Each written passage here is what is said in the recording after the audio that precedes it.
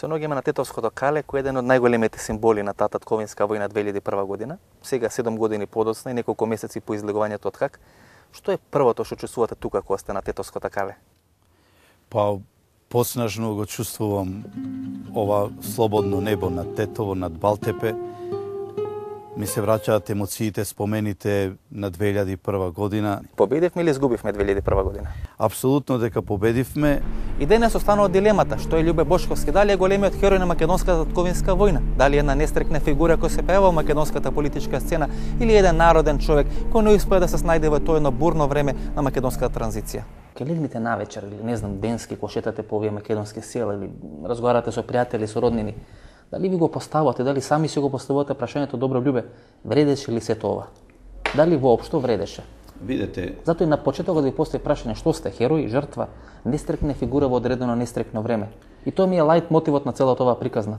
видете, за мене во животот и ова време кое го помина во Хашкиот трибунал, кое пред се можеме да го поделиме во таа борба со времето. Знаете, во Хаг и во секој затвор на светот најголемиот противник не е владата, не се политичарите. Најголем противник не се колегите или затворениците кои со тебе ги издржуваат и ги поминуваат тие затворски денови.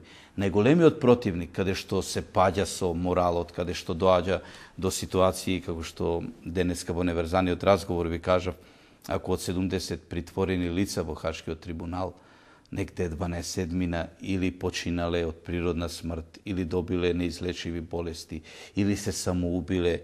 Тоа е една бројка која е фрапантна, тоа е бројка од 15 од 20%. Да, 15-20%. Значи времето е најстрашниот непријател. Што ви беше вас? И победата на тоа време јас ја разбирам само како едно победа како биолошко време и како политичко време. Во тоа биолошко време тука е моето семејство, мојата фамилија, моите најблиски. Тука е нивното страдање, страдањето на моите дечиња, кого страдањето на вие мојата во Хаг, сопруга. господине Љубе? Јас го победив времето. Господине Љубе, се вративте како подобар човек од Хаг? Па многу подобар исто е термин на кој тешко може да се даде одговор. Како човек се вратите од Хаг? Се вратив Што е прво она што во Хаг се сметале дека се вратив како човек кој дека Љубе Бошковски треба да го направи за себе, за своето семејство, за државата? Па видете, јас живеев и бев министер во најтешко време. 2001 година беше време на татковинска војна, време на страдање, време на... За 3 години станувате осудени во еден затвор во Хаг. И ние кажуваме најразлични приказни, те затворот бил модерен, те затворот бил ваков, те затворот бил онаков. Идрисово е Монте Карло за Хаг. Јас тоа најодговорно ви тврдам, знаејќи какви се условите во Идрисово, знаејќи ги условите во Хаг. Ние немаме ништо повеќе, немавме од она што го има во Идрисово.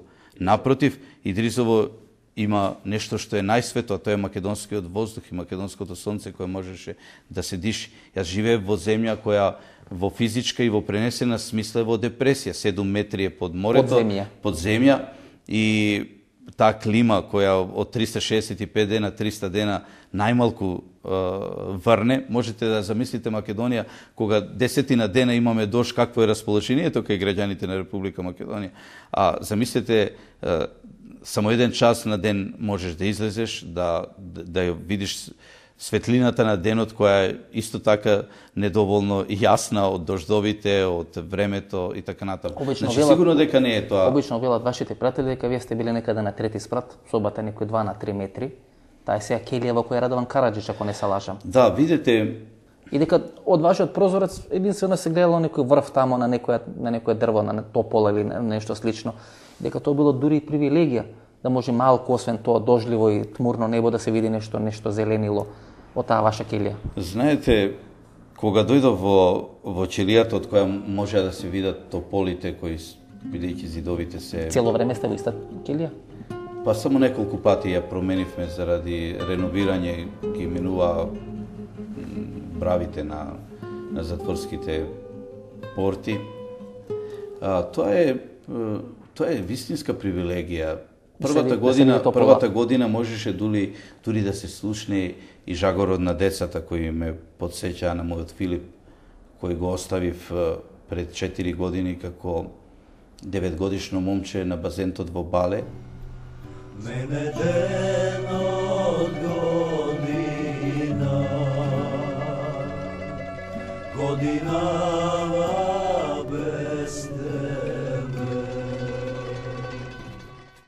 Дали можеме да раскажеме некоја случка која најмногу ве погодила во тие 4,5 години додека робувавте дел 8 месеци во Пулскиот затвор и околу 4 години во затворот во Шевенинген?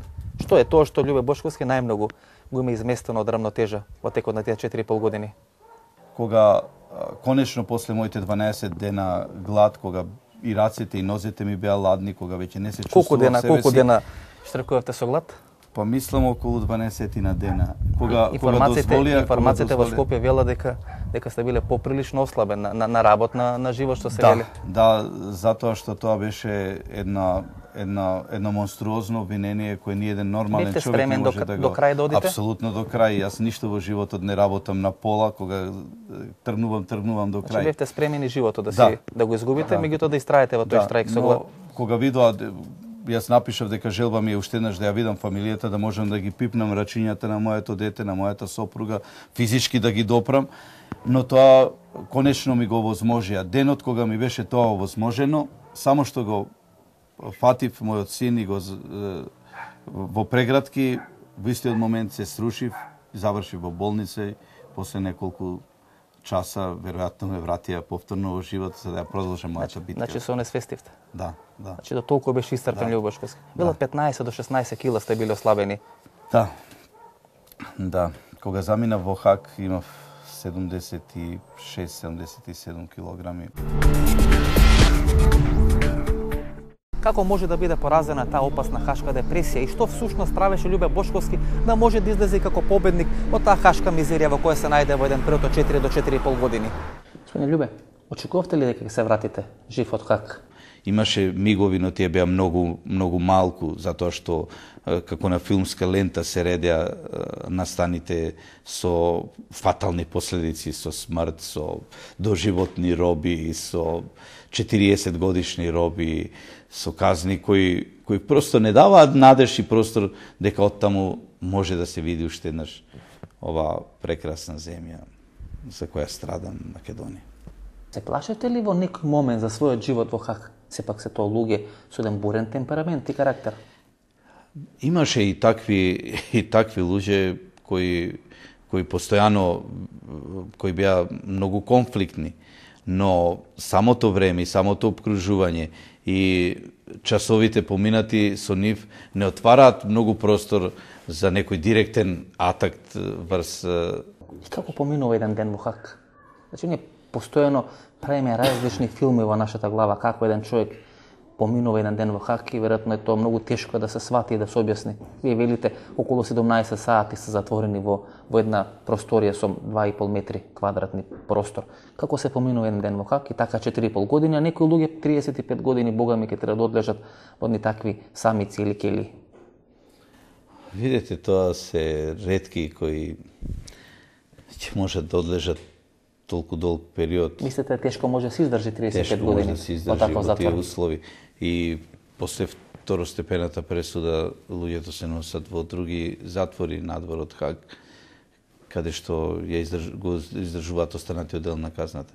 Но она што е интересно кога си она што веројатно е непознато за Како вие го поминувате?